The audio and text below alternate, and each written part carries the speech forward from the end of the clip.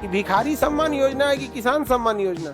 तो किसानों का सम्मान इतना है कि आपको प्रतिदिन 16 रुपया मिलेगा कि लोग जिंदा रहने को विकास समझ जाते हैं। तो आप लोगों की जिम्मेदारी बनती है अपने अपने गांव को दोबारा बदल के रखना है। यहाँ पे वापस इस सोने की चिड़िया बनेगी गांव से। स्मार्ट गांव होना चाहिए। आप समझ सकते हैं कितनी दिक्कत है, लेकिन इसके लिए पैसे कितने निकलते हैं पता है? तुम आज की डेट में किसी भिखारी से पूछना है कि 16 किसान सम्मान निधि जो है 6,000 रुपया सालाना है। 6,000 रुपया सालाना 6,000 है जी। महीने का कितना? 500, मतलब महीने का 2,000 500 रुपया हर महीने देगा ना, कितना आएगा? 6,000। आप जरा तुम सोचो, 500 रुपया महीना का किसान का सम्मान निधि मिल रहा है। दिन का बताओ कितना? 500 में 30 से भाग दे दो, कितना रुपया होता है? 16 रुपया। 16 रुपया। तो किसानों का सम्मान इतना है कि आपको प्रतिदिन 16 रुपया मिलेगा। कि भिखारी सम्मान योजना है कि किसान सम्मान योजना? प्रतिदिन उसको सम्मान के रूप में कितना रुपया मिल रहा है? 16 रुपया प्रतिदिन सम्मान के रूप में। 16 रुपया। तो कई बार लोकतंत्र में स्थिति ऐसी आती है कि लोग जिंदा रहने को विकास समझ जाते हैं। 16 रुपया प्रतिदिन, वो भी नाम क्या है? सम्मान निधि, किसान सम्मान निधि। तुम आज की डेट में किसी भिखारी से पूछना है कि 16 रुपया प्रतिदिन दिया जाएगा, भीख मांगोगे? कहेगा तुम भाई भीख मांग, मेरा असिस्टेंट बन के तुम भीख मांगो। नहीं समझ में? आज के डेट में 16 रुपया में आप नाश्ता ठीक से नहीं कर पाएंगे। आप अच्छा से कहीं पे भी नाश्ता नहीं कर पाएंगे।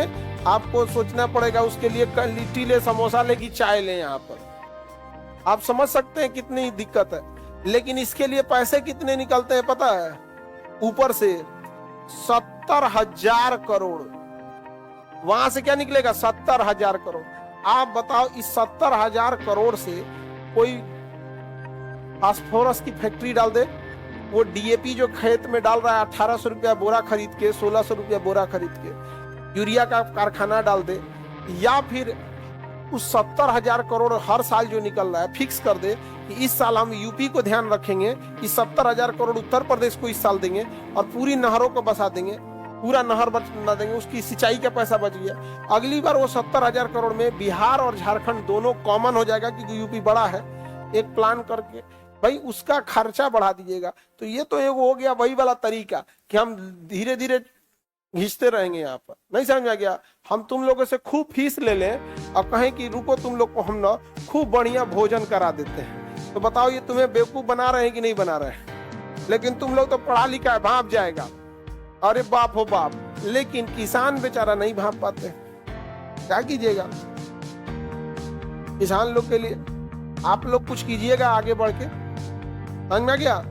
अखंड भारत की जब सेना बनेगी आप लोग को बुलाया जाएगा। समझ में आ गया कि नहीं आ गया? और आप ही लोग बदलिएगा। समझ में आया? लोगों को लगता है हम कम फीस में पढ़ाते हैं, सेना तैयार कर रहे हैं। और इस सबको जब वापस जब राष्ट्र निर्माण होगा तो एक बार आप आइएगा यहाँ पे। समझ में आ गया? वो आजाद हिंद फौज नहीं, अखंड भारत की फौज होगी। वो अलग अलग थी और सबका अपने अपने जगह से काम है। और तुम लोग को, बाकी सब लोग को लगता है हम सस्ता में पढ़ा रहे हैं। अरे बाबू बड़ी दूर तक सोच के रखे हैं। समझ रहे हैं कि नहीं? आप लोग हर गांव गांव तक, आज हर गांव गांव तक अगर हम कुछ कहें कि ये बात पहुंचाना है तो आप पहुंचा सकते हैं। ठीक से कि ये वार्ड तक पहुंच सकता है, बिल्कुल पहुंच सकता है। यदि अगर हमें किसानों की कोई स्थिति चेंज करनी हुई, कोई टेक्नोलॉजी आई, उसमें हम प्रयोग किए, पहले ये हुआ ठीक ठाक रहा, उसके बाद अगर हम ये बताएं कि बाबू ये गांव गांव तक पहुंचा देना, तो बताओ पहले सरकार पहुंचा पाएगी कि पहले आप लोग? तो फिर काहे को भरोसे बैठना है? तुम लोग खुद से ना चेंज कर सकते हो। और अगर हम लोग ये भीड़ जाएं कि एक रिसर्च, जैसे यहाँ Khan GS research centre, GS का रिसर्च हुआ, फिर ग्लोबल स्टडीज बन गया कि नहीं बन गया?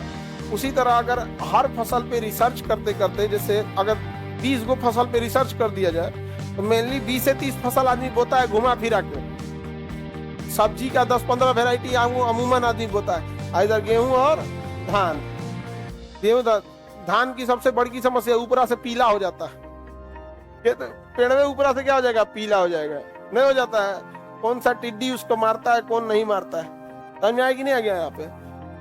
तो इस सब में चेंजिंग ज्यादा जरूरी है, पैसा खर्च करके, समझे। जैसे टिड्डियां जो आते हैं उनमें चेंज, उनका ना डीएनए चेंज करके ऐसा डीएनए बनाए कि वो केवल नर को जन्म दे, मादा को जन्मे न दे।